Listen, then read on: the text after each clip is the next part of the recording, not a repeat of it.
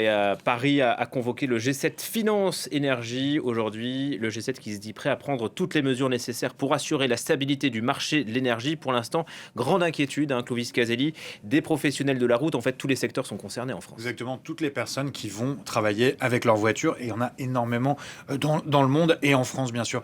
Le ministre de l'économie, Roland Lescure, appelle au bon sens de tous. Que les employeurs, par exemple, encouragent le télétravail pour leurs employés.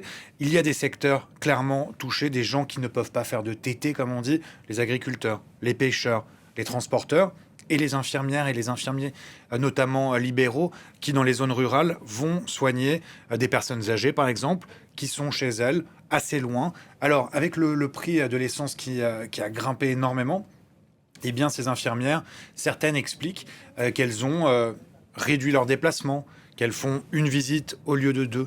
Il y a aussi certaines infirmières qui continuent leur travail, leur devoir pour l'instant, mais s'inquiètent pour le futur. Je vous propose tout de suite d'écouter une infirmière, Laurie Decré, qui se trouve dans le Béarn, dans le sud-ouest de la France. Maintenant, on est entre 400 et 500 euros de carburant en fait par mois. Et c'est notre budget personnel à nous qui est impacté là-dessus. Pour le moment, on n'a pas le choix et on ne laissera pas tomber nos patients parce qu'eux n'ont rien demandé. Mais effectivement, c'est sûr que si on arrive sur du 600, 700 euros de carburant par mois, on ne pourra pas s'en sortir. Voilà, le gouvernement qui encourage donc le télétravail et quoi d'autre? Alors, il va y avoir un geste a priori pour les infirmiers et infirmières, c'est ce que le gouvernement a annoncé aujourd'hui. Et il y a ce plan d'aide qu'on a vu dans le reportage, 70 millions pour ces secteurs agriculteurs, pêcheurs, transporteurs, 50 millions rien que pour le secteur des transporteurs.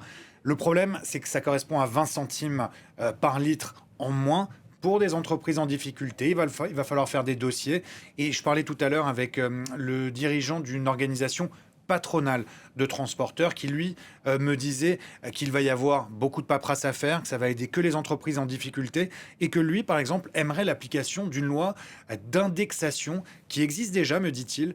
C'est une loi d'indexation qui permet aux transporteurs, eh bien, quand il y a une augmentation du prix de l'essence, eh bien, de répercuter le prix sur les clients.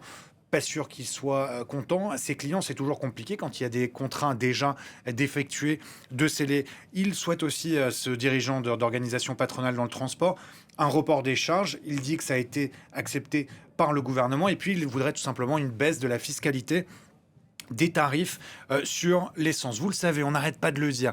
Le gouvernement, l'État français plutôt, touche 60% du prix de l'essence. Donc 60% du prix de l'essence, c'est des taxes. Mais le problème, c'est qu'il y a certaines taxes auxquelles le gouvernement ne peut pas toucher. Il peut toucher ou raboter, on va dire, la TVA. Et la TVA, ça représente seulement 20% de cette fiscalité sur l'essence. Donc un pourcentage pas très important. Et pour l'instant, le gouvernement refuse parce que s'il baisse cette TVA, le prix de l'essence, ça va toucher tout le monde. Et ça, c'est pas la stratégie du gouvernement. Pas forcément donner des chèques parce qu'on n'a pas les moyens, mais plutôt d'aider certains secteurs les plus touchés. Et les distributeurs, Intermarché, Carrefour, et puis Total par exemple, est-ce qu'ils ne pourraient pas faire un geste? Eh ben, vous vous rappelez peut-être au début de cette crise, le gouvernement qui avait dit on va être vigilant, on a vu des abus, certains distributeurs facturent, surfacturent déjà l'essence. Le gouvernement qui avait dépêché des équipes sur place pour vérifier ces prix.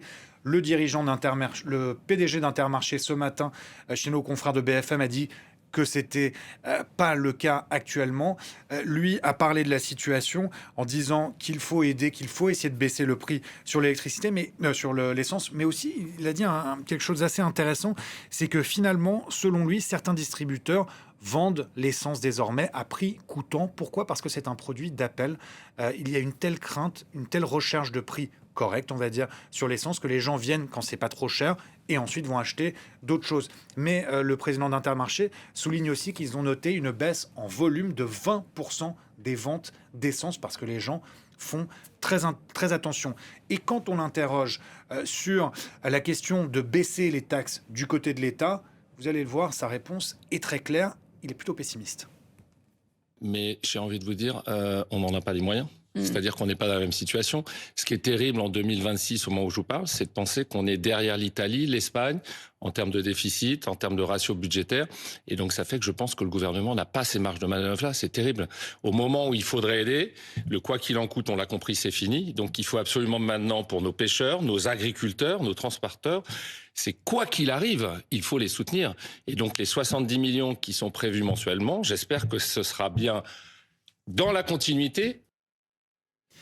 Et puis demain, 1er avril, de nouvelles annonces de Pas de hausse des prix. Dans les territoires d'outre-mer, je peux vous dire que l'inquiétude est forte. Il y a un article très intéressant du Monde qui souligne, qui révèle qu'il y a eu des rencontres dans les territoires d'outre-mer, dans certains territoires, notamment en Guyane et en Martinique, de mémoire, où les préfectures ont informé les organisations syndicales qu'il va y avoir une forte hausse des prix.